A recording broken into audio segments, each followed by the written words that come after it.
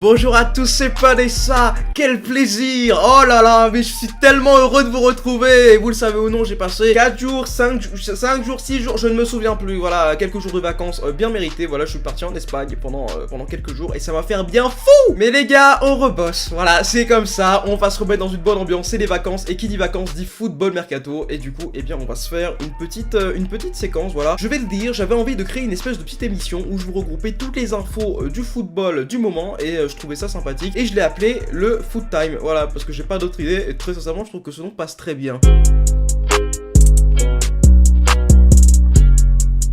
L'une des actualités de la journée, c'est la CAN, la Coupe d'Afrique des Nations. Et qu'est-ce qui se passe avec la CAN? L'Égypte s'est fait éliminer de cette compétition face à l'Afrique du Sud sur un but de Tembikoshi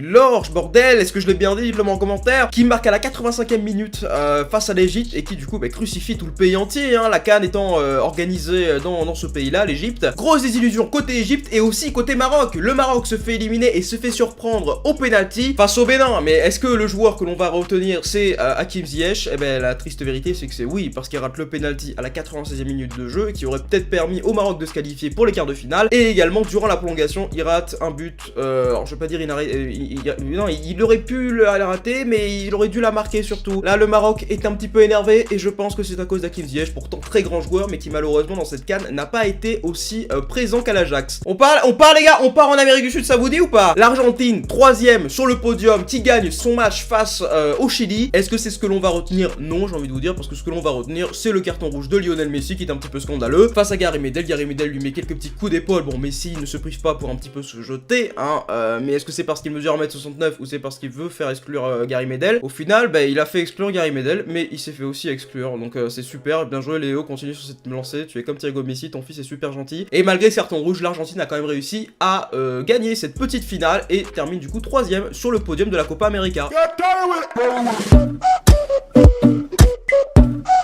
Point mercato olympique de Marseille. Est-ce que j'ai envie de lancer cette petite rubrique? Oui, la vérité, mais bon là c'est juste parce que j'en avais envie et parce qu'il y avait pas mal d'infos, enfin non, en vrai il n'y en avait pas mal mais je les ai trouvés, du coup je les trouve sympas. Lemina, l'Olympique de Marseille, le joueur gabonais anciennement olympien, nous a dit quoi? Nous a dit, alors il m'a pas dit au téléphone, il a juste dit à un journal qu'il trouvait le projet de Franck McCourt intéressant et que si l'OM l'appelait, eh ben pourquoi pas. Benedetto, on va parler un petit peu de lui, l'Argentin des Boca Juniors qui voudrait aller à l'Olympique de Marseille et qui pourrait peut-être éventuellement y aller. Les supporters sont chauds, moi je suis chaud, donc pourquoi est-ce que Jacques Henriero n'est pas chaud? Mais le délire est très bizarre. Pourquoi? Parce que Benedetto ne serait pas contre un transfert, même s'il est très bien là où il est en Argentine. De l'autre côté, Villas-Boas est très intéressé par le joueur, et qu'est-ce qui se passe du coup? Eh ben l'OM ne propose pas d'offre. Voilà, ça c'est super logique, bien joué l'Olympique de Marseille. Est-ce que pour vous Benedetto ce serait une bonne recrue pour l'OM?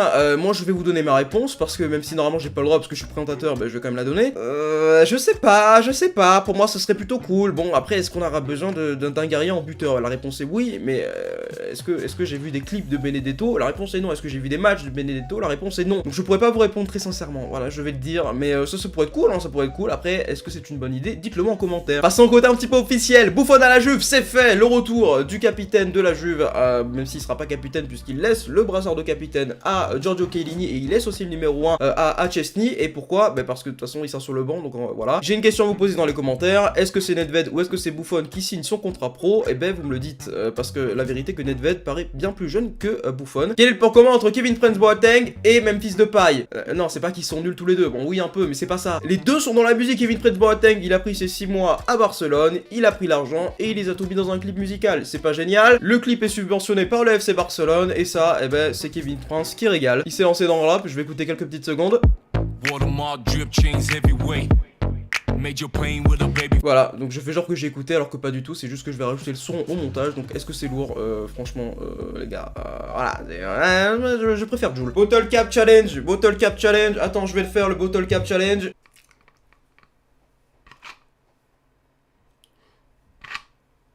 Baisse ta mère! Mais putain, vas-y, enlève...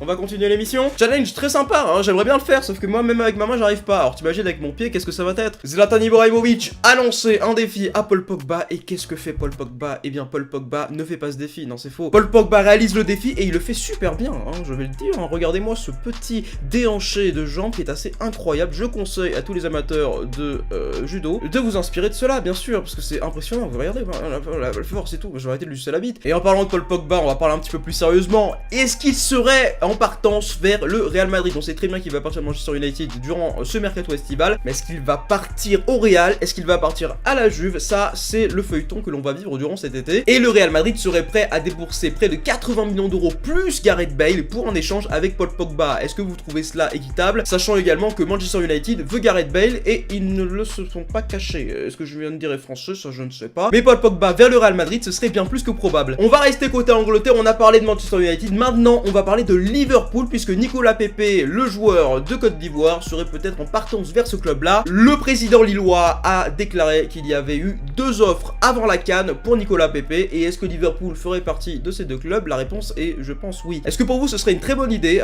que Nicolas Pepe rejoigne Liverpool? Moi, je pense que oui. Hein, très honnêtement, je pense qu'il a le niveau pour jouer en Angleterre et à Liverpool. Après, est-ce qu'il va réussir sa saison là-bas? Ça va dépendre de lui, hein, bien évidemment. C'est-à-dire, ça va pas dépendre de moi. C'est pas moi qui vais mettre les buts, c'est pas moi qui vais mettre les passes décisives. Ce n'est pas mon rôle. Batshuayi qui refait son comeback à Chelsea. Il a fait 6 mois de prêt à Crystal Palace. Il avait fait 6 mois de prêt juste avant à Valence. Et le nouvel entraîneur de Chelsea, qui est bien évidemment Frank Lampard, eh bien, a l'intention de le mettre dans ses plans. Donc Batshuayi, la saison prochaine, il va falloir compter sur lui. Et est-ce que Michy Batshuayi peut être le titulaire, buteur, el titulero, golazo de Chelsea? Ça, c'est la question que l'on va se poser. Et très honnêtement, je pense que oui, il est revenu très stock hein, de Crystal Palace. Et ça pourrait être une très bonne recrue au final. Hein, ce serait une recrue pour Chelsea. Hein, je le vivrais comme ça. Tu vois, cette célébration là qui date de 46 ans, et bien j'ai envie de la faire parce qu'on va parler d'Antoine Griezmann. Et oui, il part au bras de fer avec l'Atlético Madrid. D'après Marca, l'international français aurait demandé aux dirigeants de l'Atlético de trouver une solution rapidement avec le Barça. Il faut se dire aussi que la clause libératoire de 120 millions d'euros sera automatiquement levée la semaine prochaine. Un imbroglio dont se serait bien passé Griezmann. Voilà, moi aussi je sais lire. Merci Marca, j'aime beaucoup ce journal sportif. Et c'est ainsi que cette première vidéo de Foot Time s'arrête. J'espère que ça vous a fait plaisir, j'espère que vous avez aimé le délire. Si c'est le cas, lâchez le like, je compte sur vous les gars. Si on pourrait se faire un petit 3000 likes, voilà, les 3000 likes des familles, ça serait super. Le petit abonnement, vous connaissez la musique, je vous fais plein de bisous, c'était votre gars Pun, peace.